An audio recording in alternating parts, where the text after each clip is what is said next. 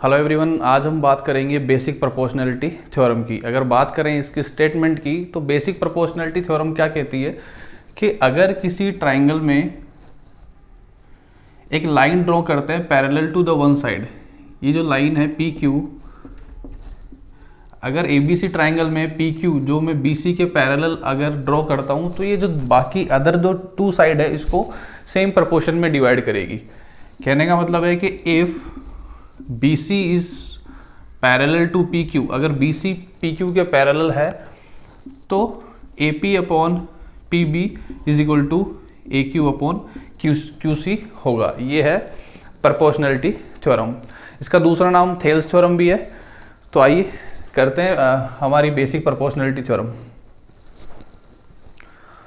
तो बात करें बेसिक प्रोपोर्शनैलिटी थ्योरम, तो यहाँ हमें गिवन क्या है? गिवन हमें यह है कि PQ is parallel to BC।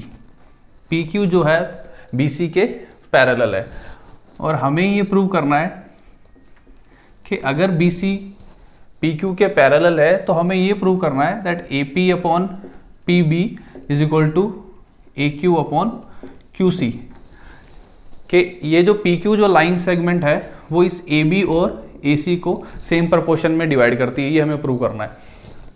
तो कंस्ट्रक्शन देखते हैं इसके लिए क्या कंस्ट्रक्शन हमें करना होगा। मैं कंस्ट्रक्शन करता हूं एक परपेंडिकुलर PM परपेंडिकुलर AC के ऊपर, it is the sine of perpendicular, और Q से एक परपेंडिकुलर डालता हूं QN एक परपेंडिकुलर मैंने यहां ड्रॉ किया को किस साइड पे, AB साइड पर, और ज्वाइन कर देता हूं B को Q से और P को C से मैंने ज्वाइन कर दिया। Right, join P to C and Q to B। ठीक है, अब इसका प्रूफ में मैं क्या करता हूं, रेशियो निकालता हूं area of triangle APQ upon area of triangle BPQ। Area का जो फॉर्मूला होता है, ट्राइंगल का एरिया होता है half into base into height. लेकिन उससे पहले हम ये जान लें कि अगर हमारा ट्राइंगल एक्यूट एंगल ट्राइंगल है, सपोज ABC हमारा एक्यूट एंगल ट्राइंगल है, तो परपेंडिकुलर जो होगा वो अंदर की तरफ होगा।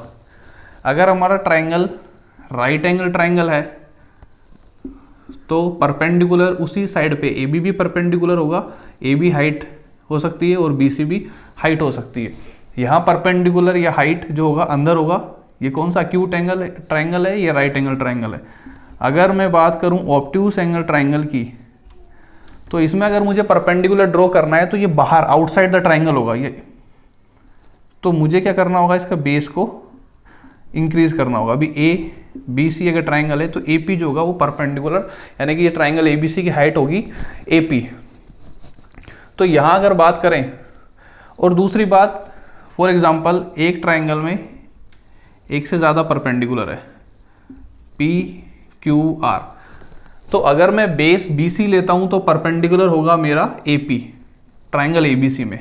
जैसे जैसे मैं बेस को चेंज करूंगा वैसे वैसा परपेंडिकुलर भी चेंज होगा। अभी मेरा बेस है BC तो परपेंडिकुलर होगा AP। अगर मैं बेस लूंगा AC तो परपेंडिकुलर होगा BQ। उसी साइड पे जो मैं बेस ले रहा हूं उसी साइड पे परपेंडिकुलर हमें देखना है। अगर बेस में लेता हूं AB तो परपेंडिकुलर मेरा होगा CR। राइट, अगर मैं बेस इसमें BC लेता हूं तो परपेंडिकुलर होगा AB अगर बेस लेता हूं तो परपेंडिकुलर होगा BC। इस ट्राइंगल की बात करूं, अगर मैं बेस BC लेता हूं तो परपेंडिकुलर मेरा होगा इसी बेस को आगे बढ़ाने पर मुझे जो हाइट मिल रही है वो इसकी हाइट होगी AP is the height of triangle ABC, जो कि ऑब्ट्यूस एंगल ट्राइंगल है। तो अभी एरिया ऑफ ट्राइंगल APQ और एरिया ऑफ ट्राइंगल BPQ का हमें रेशियो निकालना है। तो मैं क्या कर रहा हूँ, half into base APQ triangle में मैं ले रहा हूँ AP। तो ध्यान से देखो, APQ ट्राइंगल में अगर मैं बेस ले रहा हूँ AP तो परपेंडिकुलर इसमें बनेगा QN, इसकी जो हाइट होगी वो होगी QN।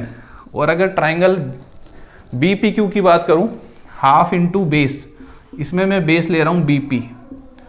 अभी जो ट्राइंगल BPQ है, BPQ ट्राइंगल एक ऑब्ट्यूज एंगल ट्राइंगल है, तो हाइट जो होगी इसकी, जो हाइट BP को आगे बढ़ाने पे QN जो है परपेंडिकुलर है BP पर, BP को आगे बढ़ाने पर मुझे क्या मिला, PA मिला।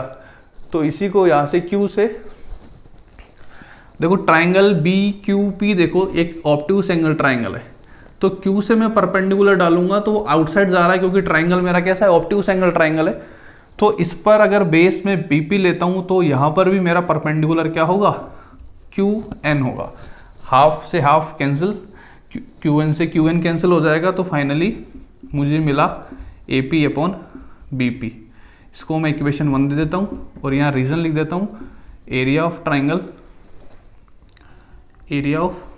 Triangle equal to half into base into height, ये हमने यूज किया है।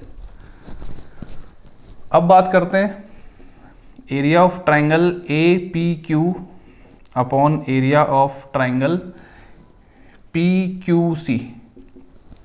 देखो यहाँ भी हमने एरिया ऑफ ट्राइंगल APQ लिया है और यहाँ भी मैं एरिया ऑफ ट्राइंगल APQ ले रहा हूँ, लेकिन अभी मैं बेस ले रहा हूँ इसका AQ। अगर AQ में बेस ले रहा हूँ तो इसका अभी हाइट जो होगी वो होगी PM, हाइट होगी इसकी PM 1/2। अभी PQC का मैं बेस ले रहा हूँ QC। PQC भी एक ऑब्ट्यूज एंगल ट्राइंगल है, तो इसकी भी जो हाइट मुझे मिलेगी बाहर मिलेगी। देखो QC के सामने वाले वर्टिस से परपेंडिकुलर है मेरा PM, तो यहाँ भी हाइट होगी PM कैंसिल, हाफ से हाफ कैंसिल, ये मुझे मिलेगा AQ अपॉन QC। अभी यहाँ मैं लिख रहा हूँ कि area of PQC equal to area of BPQ, दोनों ट्राइंगल का एरिया ऑफ PQC और एरिया ऑफ BPQ, ये दोनों का एरिया बराबर है। क्यों?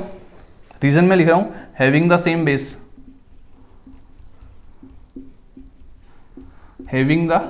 Base BC and between BC parallel PQ। Class 9th में हमने पढ़ा है दो ट्राइंगल का एरिया इक्वल होता है कब, जब दोनों का बेस सेम हो और दोनों पैरेलल लाइन के बीच में हो।